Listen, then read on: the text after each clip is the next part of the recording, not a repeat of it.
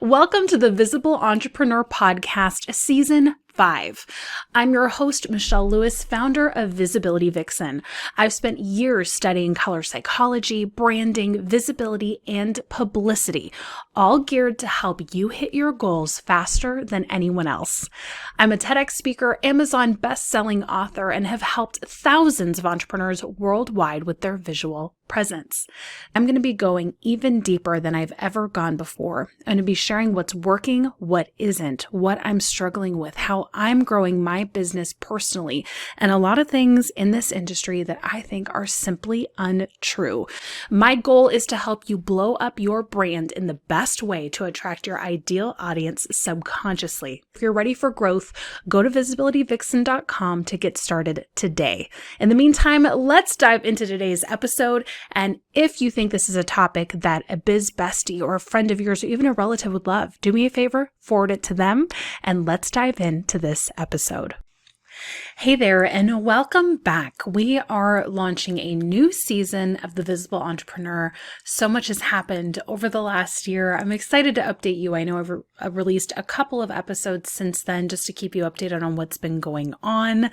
So much change. I'm sure that you are having the same kind of realizations inside of your business and have been shifting a lot as well. So if you're new here, hello, welcome to the show. I'm so honored that you have chosen to listen to me. I know you have lots of options out there, so thank you for trusting me.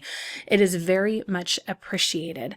What we're going to be talking about as we go into this new season is just honestly opening up more about reality of running a business and trying to grow your visibility, your impact, your publicity, how to make your presence more profitable, things that aren't really being talked about online because honestly, I'm just sick of having to try to tiptoe around different subjects. I'm tired of certain things not being covered. So even when it falls outside of the normal wheelhouse of visibility, I don't really care. I'm going to talk about it anyway. And hopefully you will be excited to go along that journey with me. All right, so first of all, Visibility Vixen has a new look. If you have not seen the new site, please go check it out. I have streamlined my offers like I've talked to you about in previous episodes, keeping you updated. Things are more clean. They are more crisp. They are more direct. So I think it would be a great opportunity for you to go through and see what I've done and see if any of those similar changes, not copying, of course, let's just say that because there's so many copycats out there, it's exhausting, but getting inspiration from it to be able to put that into your business to hopefully see more of a return. I know it's worked really well for me, and we will talk about that in future episodes. Today's episode is all about how to recession-proof your business. I think this is important because I'm not going to sugarcoat the fact that the economy is changing. We definitely saw a huge downturn, especially with online businesses around the start time of the pandemic. I know certain people really thrived. A lot of people really suffered. Now we're getting to the point that, we were kind of almost getting back to normal, but then we've had banks crash. We've had currencies, values change. We've had a lot of that going on. And I know I haven't talked a lot about that on the show, but I do keep up a lot with news all over the world. And actually currently having my father in Paris, it gives me a unique understanding of what is going on, not just in the United States, especially from an economic perspective. So if you believe all of the big people that are downsizing their businesses, that is Amazon, that is Facebook, that is Disney, it's so many huge companies, we just have to look at the fact that we are probably heading towards some sort of a recession. Can't keep our blinders on. That's just the reality. So what are we going to do about it? So this episode, we're going to talk about it, and I'm going to give you some really great ideas and how you can survive, if not thrive, during this time. For example, when the pandemic hit, I reached out to my members of my membership and I said, how are you feeling about this? Like, is this becoming a challenging cost for you in terms of the membership? Would you stay if I cut the price to this? Every single member said, this would help me so much. That's what I did. Every single person stayed through the entire year. Incredible. Didn't cost me anything, right? I still wanted to give opportunity and help and coaching. And so for me, it wasn't really a big deal to do that because I wanted people to stay and I wanted to support them. That, of course, is not what you have to do, but for me, worked really well. So like I've said, we've seen Amazon, who has recently let go to 20 to 30% of their employees over the past year because of a recession. And what's interesting is I've actually been on calls with about 15 to 20 business owners, some of them 6-figure, some of them 7-figure. And the one thing that they all have in common, as of talking to them starting January 1st up until a couple weeks ago, is that they are all downsizing their teams. Now, it's just not getting rid of one position, literally downsizing their teams to maybe 2, maybe 3 people. Well, that's huge. And I think that some of it is, of course, preparing for this time, but I also think that there is a shift happening in our industry. We had so many leaders telling us hire, hire, hire, hire for the past couple of years. And I think a lot of people fell into that. And so they maximized their team size. They didn't necessarily increase their efficiency or their ability to take their hands off of their business. And I think it costs them. And so now they're starting to downsize their teams, not just to prepare for this possible recession, but also to run their business more efficiently. So let us talk about this. Before I dive in, I do have a new free class that I think that you really might like. It's called the Visibility Tools Masterclass. So if you want to know every single tool I'm using and how I work it into streamlining, automating, and optimizing my weekly visibility process, I think you're really going to enjoy it. So you can go to visibilitywixen.com. You're going to see it right there on the homepage. Otherwise, if you're on your computer right now, you can do /visibility tools, and it's going to take you right there to register. Like I said, it's 100% free, and it's going to walk you through all the tools that I use every single day. All right. So the first thing that you want to do to prepare for an upcoming recession for your business is to strengthen your brand. I know that this might seem like, well, Michelle, that's obvious, but to a lot of people, it's not, because they think that what they have is enough, but they might have a couple of struggles. And especially as people start penny pinching, they're going to be much more reserved with opening their purse strings. So we have to really show them how powerful our brand is. So, and if you've been following me for any longer than a year, then you already know the stats. And we know that visuals account for up to 98% of the sale.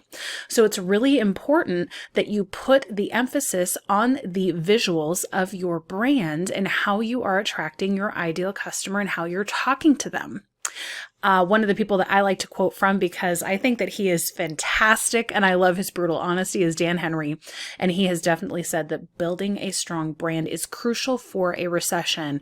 He has made his business absolutely explode no matter the time of year, no matter what's going on. And I have such admiration for that. So I think he's definitely someone to follow during this time.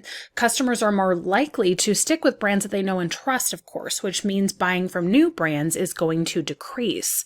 So the way that we can keep new people finding us and wanting to buy from us is strengthening our brand and making sure that we're communicating in the right ways. So I want you to just put aside a couple of hours and I want you to look at your brand from fresh eyes. I want you to look at your visuals. Are they still strong? Do they still represent you? Do they need to be updated? Have you maybe put off doing a brand photo shoot forever and you're looking at it and going, well, I only have one photo of myself and it's blurry. Like, you need to represent your brand. So maybe it's time to refresh. Is it extremely clear who you are and what you offer? Have you made it ridiculously clear? Go back to your website homepage. Are you saying in 2 sentences above the fold of who you are and what you do? Are you making it clear there what you offer, as well as in your shop or coaching packages? Don't make them work so hard to figure out who you are and how to buy from you. This is one of the updates we made to Visibility Vixen, and it is ridiculously clear. And I think that this is something very powerful that we can all do for our brands. We want to know that when someone's coming to our website, that they can become a customer within 10 seconds of hitting the page.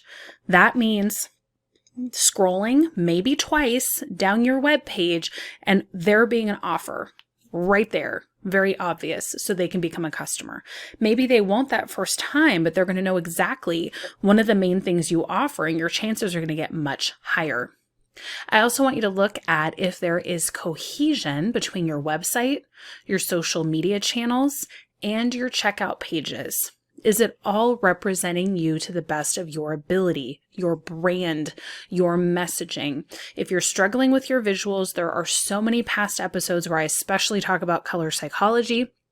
If you do want to join my color marketing class, you can do that over at colorcured.com, where we focus much more energy on color alone. By me making these changes, I have already seen increases of sales. I've already seen increases of press requests. It's a nice side effect, right? And it's something that I really want for you. So go through your homepage, go through your funnels, go through your email sequences, make sure that things are clear and strong.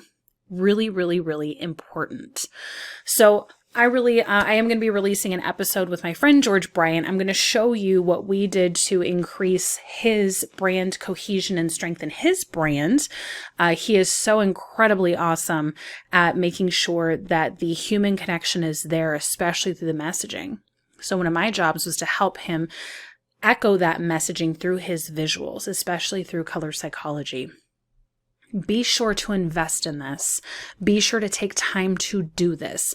You're not going to get that time back. What I mean is if you keep putting this off, it's going to become more and more challenging for you because you'll be doing all these other visibility and publicity efforts, but not converting as high as you could because you haven't invested energy in these areas. So really, really important. All right. So first one, strengthen your brand. Second, diversify your revenue streams. This is something that I've really focused on in the last year or two, and I'm so glad that I've done that. If you haven't, it's okay. It's never too late. But it really showed us during the pandemic, there were hair salons, for example, that closed, right? They couldn't see anybody. They weren't allowed to.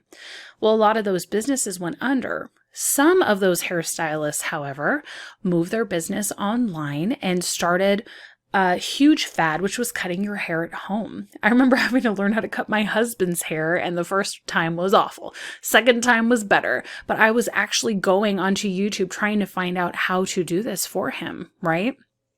So being able to pivot and change and be able to diversify yourself, I think is so important. Marie Forleo echoes that, where she says diversification is key to recession-proofing your business. So it's time to look for opportunities. Figure out, okay, what else can I do that isn't necessarily taking up a huge amount of my time and energy? Maybe figure out if you've been thinking about a side hustle and starting that, maybe it's time to launch that. Here are some things that I've done that might give you some ideas. The first one is I have definitely expanded my affiliate products. So that means that I'm offering softwares, hardwares, templates, anything that I can think of that's complementary to my business, but pays me based on someone buying from someone else.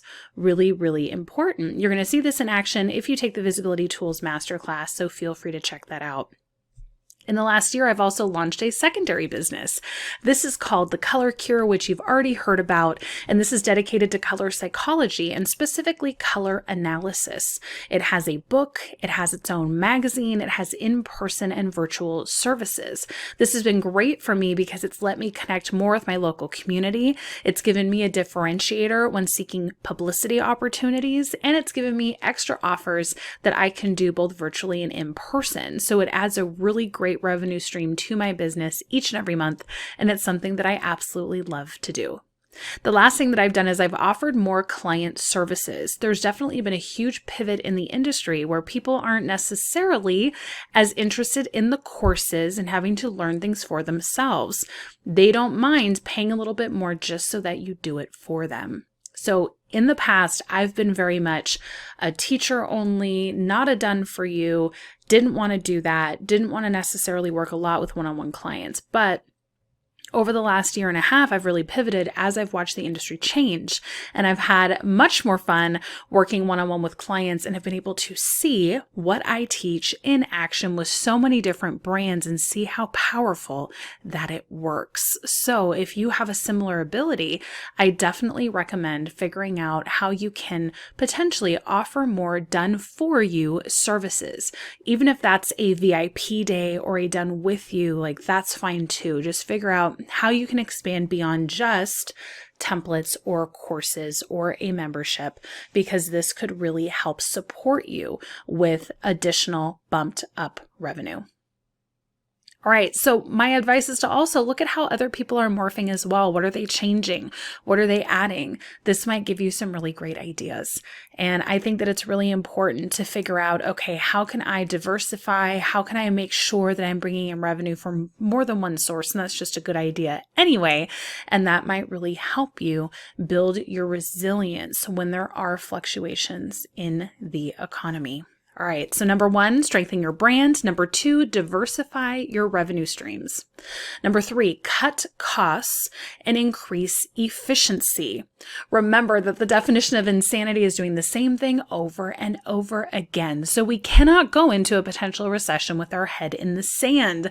We can't just hope things will just keep on working. Things are going to change, and we have to be able to pivot as the world pivots. So we're going to talk about ways that you can cut expenses. I think cutting costs is definitely something to look at. It's not always the right move, but if you are wasting money every month, it is a good thing to look at and go, how can I improve this just a little bit? The key is to reduce your expenses without sacrificing the quality of your life or business. So I'm going to give you an example from me. What does my business absolutely have to survive? That list would be Kajabi, because that runs all of my products, my emails, my affiliate software, my website, my pages, my sales, everything. I also need Calendly because I have one-on-one appointments that I have to fulfill. So that one for me is a definite need to have. And then GoDaddy domains. Like, I got to have my domain for people to find me, right? Those are the 3 absolute essentials that I absolutely have to have for my business to survive. The rest are nice to haves. This is the Canva Pro plan. This is Tailwind to schedule my pins. This is Zoom, right? Those kinds of things that are the nice to haves that keep my business happier. But what I want to do is I want to talk now about quality. What do you need in your business to continue the quality of operations so that your leads and yourself don't suffer? For me, I need my social media manager / designer. She's been with me since the very beginning, pretty much, and she alleviates a lot of stress for me on the visibility side when it comes to posting. Without her, I would really struggle. I'd run out of ideas. I'd get frustrated, and I'd probably stop posting altogether due to the overwhelm.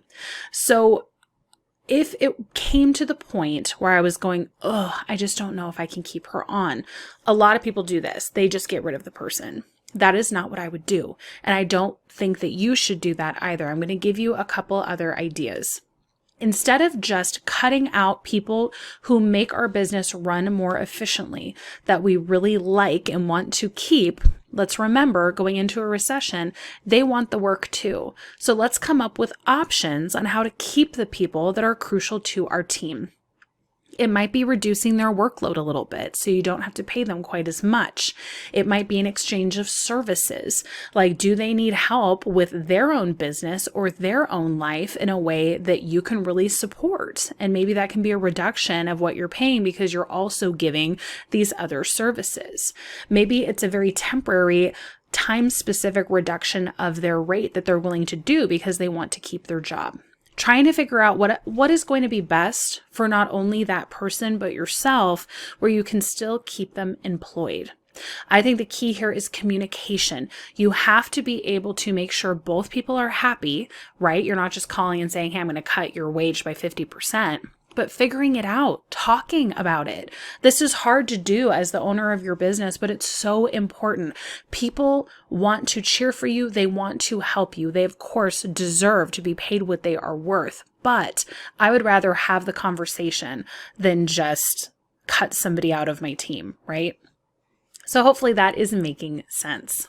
Some other areas where you can cut costs is giving up your office space and going remote. I know that that is a painful thing to pay every single month if you are renting an office space. And a lot of people went remote, during the pandemic, and they realized that it worked better for them.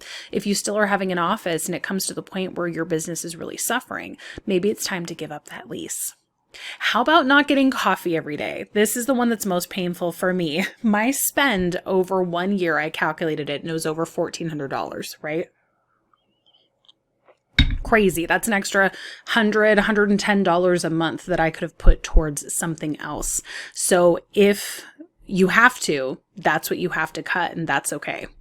How about changing your social media posting software to one that's more budget friendly? I think that this is something that is really key to figure out, okay, what you're paying for. Is there a way that you can cut it? For example, I remember paying for Meet Edgar and realizing like, okay, this is really expensive for me at the time. And so I moved over to SocialBee. I like SocialBee. It's a fair monthly rate. I've stayed. So little things like that can make a really big difference to your bottom line. Stop shopping. Stop going to stores and looking at cute things and buying them. This is great if you're in a great place financially, but if you're not and you're having a struggle with the coming recession, this is something that you can stop immediately that will help you. Be sure to monitor your cash flow, both personally and professionally, to make sure that you're staying within your budget boundaries and to identify easy areas to save money. Just in case you care to know, my weekly spending, I literally take out in cash and keep in an envelope. There's something about having to hand it over physically that keeps me more accountable and always 99% of the time on budget. So do whatever is going to work for you, but just be sure to prioritize what you need. And sometimes that's having a little more self-accountability. Okay, so we just talked about cutting costs and increasing efficiency. The next point to survive and thrive during a recession is to focus on customer retention. Keep your people happy. That's it, right? My friend Katya, she has a lot of really great products. And what I really admire about her is that she really focuses on her customers being happy. They come back over and over again because they trust her. She rewards them for sharing her products. This is why I'm an affiliate for her. And she has very clear customer communication. She genuinely cares. So if you're anything like me, and sometimes you get a little bit too tenaciously focused on the details and the running of the business, just take some time to focus back on your existing clients and customers and figure out how you can support them. How can you provide even better service? How can you create maybe loyalty programs like what I talked about with Katya, what I do with Visibility Vixen to reward your most loyal customers? Can you stay in touch with them more with your email marketing? Can you engage with them more on social media so that you stay informed with what they're up to? Build up that loyalty in your existing customer base so that you can sustain your business during challenging times. I have a couple ideas for you, and hopefully they're going to help you figure out what you can do to increase this in your business. The first one, like I talked about earlier in this episode, don't be afraid to reduce your prices. It can be an incredible decision maker for your customer who thought about canceling and really doesn't want to, but decided to stay because you made a gesture to make it easier. You don't always have to do this, but sometimes you do. And I don't want to discourage that. There's a lot of talk online. It's like, don't reduce your prices and raise your prices and da da da da da. And I just think it's ridiculous because every person is different. Every business is different. Every client and customer is different. I am never going to be ashamed for raising or lowering my prices as I see fit for my business. You shouldn't either, in my opinion. If you have a lot of high-level programs, maybe bundle them together and offer a monthly membership price for access. This is something that Dan Henry did recently. I jumped right on it, right? He had all these really high-level kind of coaching programs and courses, and I had never made the leap to them just because I'm not sure why. Maybe it was the prices, maybe it was just timing, but I had never made that decision. So when he offered this, I jumped on it, and it's been an awesome decision for me. So if this is something that you already have, why not bundle and sell it as a membership and see if a bunch of people jump in? Wouldn't that be great for your business and be an additional product that you can advertise? If you are having a struggle with clients starting to pull back, you're not booking them as fast, it's harder and harder for you to book the package, maybe what you can do is make a pivot and offer coaching through Voxer exclusively, Monday through Friday, for a certain amount per month. This is something that Taylor Lee did for quite a few years, and it worked really well for her. I find that even when you do have a one-on-one coaching client, the day-to-day can get really challenging. And so they really love having that Voxer access and being able to reach out to you, being able to ask a quick question. And sometimes that's even more powerful than a 60-minute one-on-one session once a week or once a month or whatever you're offering. So this is a way that you can possibly expand and grow your revenue. If you get results for people really quickly, maybe you can add to your offer stack a VIP day. This is where you can jump in with someone and help them intensively in a certain area of their business or life, where you are just putting in a certain amount of your time and getting a nice financial reward because of it, because you're creating such amazing results for their business.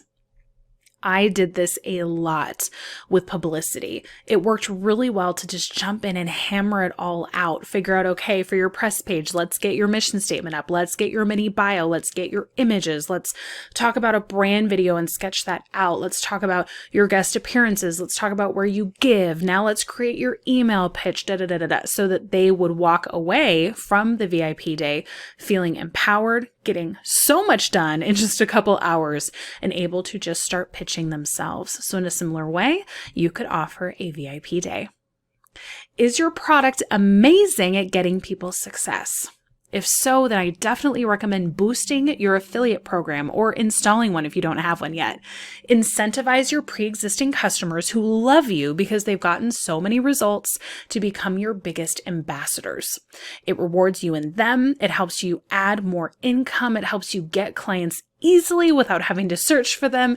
It's a win-win for everybody. I think that affiliate programs are amazing. And I think that especially if you can focus on those rewards and those incentives, why not, right? So these are just a couple of options that I wanted to give you, ranging from what to add to your business, what to take away, and what to prioritize. I hope that that's giving you some ideas. The key here is to focus on your business. Put your blinders on. What are your instincts? Where can you pivot? That's what's important here. Even if you're thinking of something that's never been done before, do it, because it's important that you follow your voice. That's why you started this, to do something you wanted to do. So stop listening to all the other voices and follow yours. All right, so that's focusing on customer retention. Now I want to give my last point, which is staying flexible and agile. We've talked about this a little bit, but I think us as entrepreneurs, we're a little bit nuts, right? We can literally fail over and over and over and over again, and we keep trying. And that, even though it might be crazy, what a gift it is, because we are people that can endure anything, and we can withstand so much uncertainty. We also have the ability, hopefully, over time, to be able to act when other people freeze up. And that is so crucial for running your own business. I have been studying the limbic system lately, and I have heard of some of these terms, right? Fight or flight, freeze. But I heard of two more that I'd never heard of before. Fawn or flop. All this means is pretty much, how do you react to stress? Fight, obvious. Flight, obvious. Freeze, obvious. Fawn is where you go completely passive and docile in response, right? And I'm sure we all either know of people that do that or do that ourselves. And then flop is literally passing out. I've done this before. Too much stress, you're done, right? So no matter which one of these you do, and we all do one of them, if not more of them, I tend to fight. I think it's really important as we move forward to figure out how can we react to stressors differently. The economy changing is going to cause stress. There's no denying it. You can say, oh, that doesn't affect me, or I'm in my woo, or I'm in my place, or whatever, but it's going to cause stress. If not to you, your customers, your family, your friends, it's going to happen. So the best thing is for us to work on ourselves first and figure out, how can we analyze our stress objectively, get out of the fight or flight, and simply look at it like a chessboard and start making counter moves without stress, without panic, without flopping over. It's not only going to help us, but it's going to help us be an example for our clients, our customers, our friends, our family. And this is what I want to encourage you to do as I'm trying to work on this myself. So a good example of this, in the past, I've done this, like, you send out a newsletter, you get a 2% unsubscribe rate, so 100 people leave or whatever, and you're like, oh my gosh, and there's panic and all that. The counter move would be, oh, okay, well, they eliminated themselves. That's great. They're not ideal for me. Where can I get 100 even more well-suited ideal clients this week? Adjusting the mindset, right? It seems like a really small example, but I think it can apply to so many bigger things. And it's something that I want to continue to work on for myself. And so I want to encourage you to work on it as well with me. I think as entrepreneurs and business owners, we have to get past our instinct of self-punishment. It's a waste of time, right? It really is. I just did a class for a bunch of people who work in the industry of therapy, and we were talking about visibility blockages and how much of our visibility fears are based on voices from our past, aka thoughts that aren't even based in reality or come from ourselves. They come from other people from our past. So I think it's really amazing to be able to learn flexibility and agility in our business so that we can look at things and go, oh, that's interesting. How do I make a counter move? How do I do this? How can we act despite fear? And I hope that you are willing to go on that journey with me, especially in the days ahead with this show. So, in conclusion, becoming a recession-proof business doesn't happen overnight. It's a learned skill that takes some time, but the key is adjusting our mindset, adapting, making quick moves that prioritize ourselves, our team, and our customer. We talked today about building a strong foundation for your brand, diversifying your revenue streams, cutting costs and increasing efficiency, focusing on customer retention, and staying flexible and agile. I hope that one of these points resonated with you, gave you some ideas for how you can look at your business in a different way and prioritize certain things so that you feel really, really excellent about what's ahead. Thank you so much for being here. I am so happy to have you listening to this show. If you are not already subscribed to the podcast, feel free to subscribe. That should be below. If you're watching this on YouTube, please subscribe to the channel. And otherwise, if you are reading the blog, you will need to be on my email list to be notified of when new ones are out. I also have exclusive offers for my list that you might really benefit from. One of them being a membership to the Visibility Lounge. We have both monthly and lifetime payment options, and you can use the code VISIBLE to get 20% off your first month or off of your lifetime plan. So feel free to check that out at visibilitywixen.com. Prepare for next week. We're going to be having some really fun conversations, and I'm excited to bring those to you. Thank you again for being here. Reach out to me on Instagram. Say hello. I'd love to hear from you, and I'll see you next time. I hope you loved this episode as much as I did. Now, we're all about building a tribe here at The Visible Entrepreneur, so be sure to subscribe, leave a 5-star review, and then head on over to the Facebook group. It's a great place where you can practice your video, live stream, and really enjoy the community that we have built. In the meantime, I'll see you in the next episode. Now get out there and get more visible.